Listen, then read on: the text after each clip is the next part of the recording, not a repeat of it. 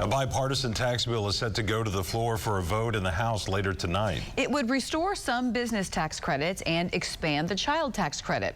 Alex Cameron has details from our News on 6 Washington Bureau.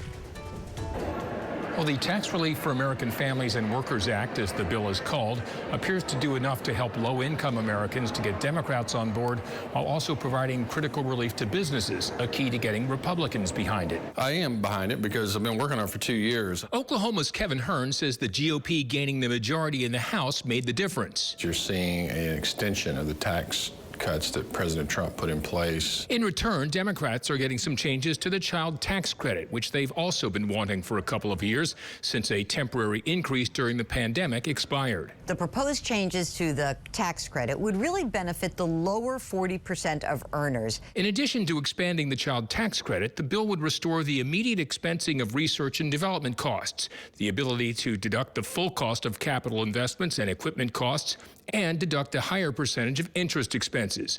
Hearn says the $78 billion cost will be offset by ending the COVID-era employee retention tax credit early. So there's actually a pay for it, which that in and of itself is historical. Still, the bill has opposition on both sides of the aisle, related primarily to the child tax credit.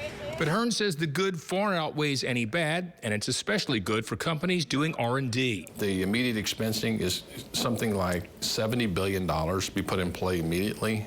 Companies be able to put assets to work, put people to work, and that's what we need. We need to continue growing jobs, putting Americans to work. Now, to prevent attempts to amend the bill, it's likely to be brought to the floor under suspension of rules, meaning it will need a 2/3 majority to pass. In our Washington Bureau, I'm Oklahoma's own Alex Cameron.